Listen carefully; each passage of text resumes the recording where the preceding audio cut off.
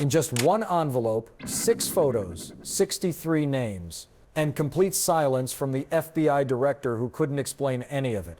When Senator John Kennedy walked into the Senate Judiciary Committee hearing with an orange envelope in his hand, the room went completely silent.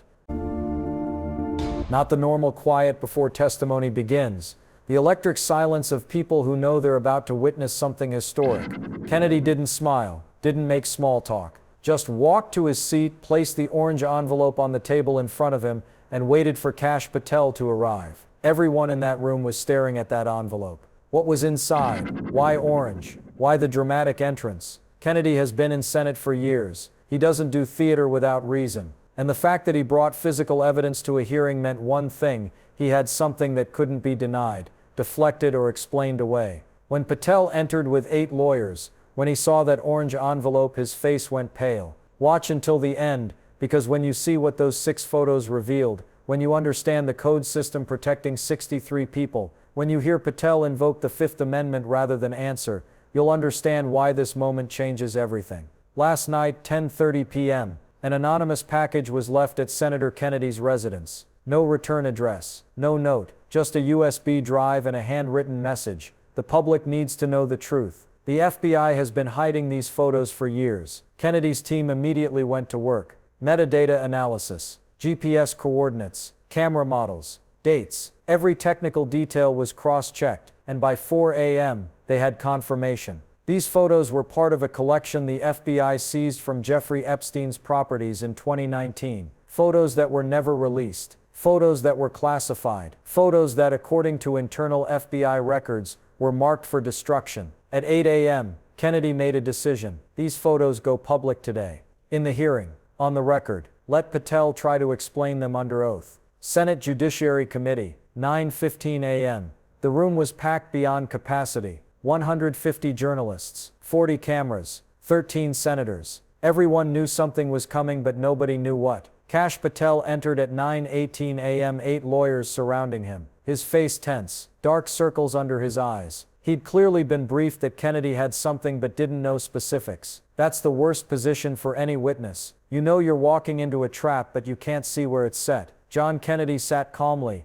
the orange envelope directly in front of him. For those who don't know Kennedy, understanding his background is critical to understanding why this moment matters so much. Georgetown Law School graduate, Rhodes Scholar finalist, former Louisiana State Treasurer, former legal counsel for Louisiana governor, 23 major corruption cases won in his career spanning 4 decades. But here's what makes Kennedy different from other senators who talk tough but deliver nothing. He spent 15 years as a prosecutor before entering politics. He knows how to build cases. He knows how to present evidence. He knows how to trap witnesses who think they're smarter than everyone else in the room. And in every single one of those 23 cases, the defendants claimed innocence right up until Kennedy opened his briefcase and showed them the documents they didn't know he had. Today was about to be case number 24. Kennedy doesn't ask questions he can't answer with evidence. He doesn't make accusations he can't prove with documents. And he never ever brings a physical prop to a Senate hearing unless he's absolutely certain it will destroy the person sitting across from him. The hearing began routinely. Other senators asked their questions. Patel gave his standard answers, confident, composed, in control. Then Kennedy's turn came. He didn't start with questions. He started with a statement.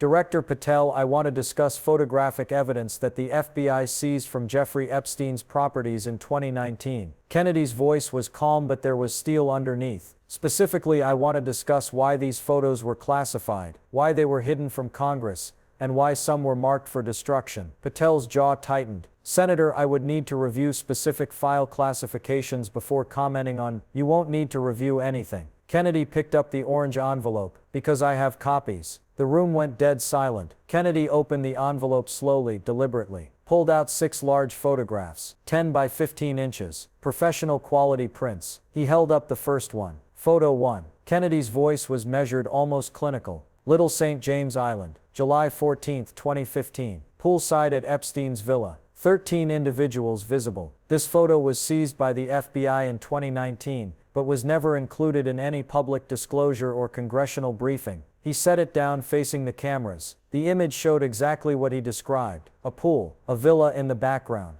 palm trees, and 13 people in casual clothes, cocktails in hand, smiling at whoever was taking the photo. Their faces were clearly visible. High resolution. Professional camera work. These weren't candid snapshots. These were deliberate documentation. Patel's hand moved to the edge of the table. That nervous tick. Kennedy noticed but didn't acknowledge it yet. Photo 2. Same location. Same date. 6:47 p.m. Kennedy's timing was deliberate, showing these were taken hours apart, documenting the entire day. Dinner on Epstein's yacht. 21 individuals. This photo was classified with the designation national security risk. He paused. Let that sink in. 21 people having dinner on a yacht. How does that constitute national security risk? Unless the people in the photo are the risk. Another photo down. Cameras zooming in. Reporters frantically taking notes. You could see some reporters on their phones already trying to identify faces in the photos from memory. Photo 3. Kennedy's rhythm was relentless. Manhattan, August 22, 2015. Epstein's residence. 34 individuals present. This photo was withheld from Congress in 2020 with a classification approval bearing your signature, Director Patel. Patel's face had gone from tense to pale. One of his lawyers leaned forward to whisper urgently. Patel waved him off. Photo 4. Manhattan, private event. 47 individuals. This photo appears in FBI internal files with the notation high risk, recommend destruction. If you've been following this story, you need to share this video right now because what Kennedy is revealing here will be buried by mainstream media. The algorithm needs to see engagement to push this to more people. Like and share before you forget. Photo 5. Kennedy held it up. Little St. James. Different date, different group. This photo was part of a collection that the FBI's internal correspondence from March 2023 specifically states should never be published. 5 photos, 5 different events, 5 pieces of evidence that the FBI had been systematically hiding photographic evidence from congressional oversight. But Kennedy wasn't done. And finally, he pulled out the 6th item from the envelope. But this wasn't a photo, this was a document. Director Patel. This is dated June 8, 2023. It's a report from the FBI's Internal Investigations Unit. He read directly from the document. Quote, the Epstein photographic collection has been transferred to Secure Storage Section 7C at the direction of Director Patel. Justification, public safety risk. End quote. He held the document up to the cameras. The signature at the bottom was clearly visible. K. Patel, FBI Director. Your signature, Director. Kennedy's voice was quiet now, almost gentle, the way a prosecutor speaks when they know they've already won. You personally ordered these photos transferred to secure storage where Congress couldn't access them. Why? Silence. Complete silence. Patel stared at the document like he was trying to will it out of existence. Senator Kennedy continued.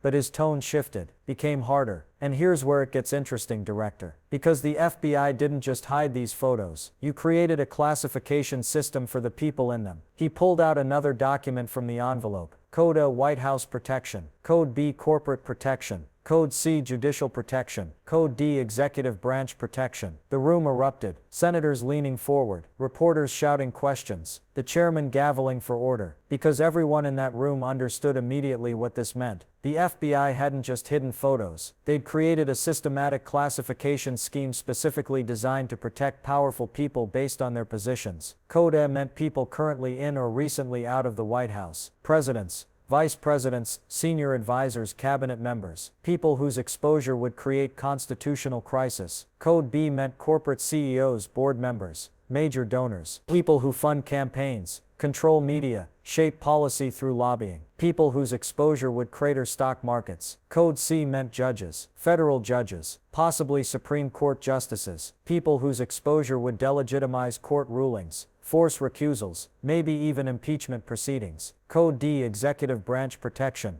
was the most ominous, because that could include sitting FBI directors, attorneys general, intelligence chiefs, people who control the very agencies investigating these crimes. These codes appear in FBI internal files next to the names of individuals photographed at Epstein's properties. Kennedy held up the list. 63 names total. 63 people the FBI has classified as requiring protective measures. He looked directly at Patel, and the question hanging in the air, unspoken but understood by everyone, was simple. How many of those 63 people were in the photos Kennedy had just shown? shown. Who are they, Director? Kennedy's voice was harder now. Which politicians got Code A protection? Which CEOs got Code B? Which judges got Code C? And most importantly, which executive branch officials got Code D? People in your chain of command. Maybe even you. Patel's lawyer stood up. The lead counsel, a white-haired man in his 60s who'd defended corporations and politicians through dozens of scandals. His name was Marcus Webb, former DOJ prosecutor himself, now making millions in private practice defending people who couldn't afford to be exposed. Senator Kennedy, Webb's voice carried the practiced authority of someone used to controlling courtrooms. My client will not answer questions about classified materials in an open hearing. This is a matter of national security protocol and national security. Kennedy cut him off. These photos were taken at private parties, dinner on a yacht, pool parties. How exactly does that threaten national security? Unless you're arguing that the identities of the people in the photos are the security threat. Webb's jaw tightened. He wasn't used to being interrupted. My client maintains appropriate classification authority, and then let's make it simple. Kennedy sat back, hands folded. No classification questions, just basic facts. Director Patel,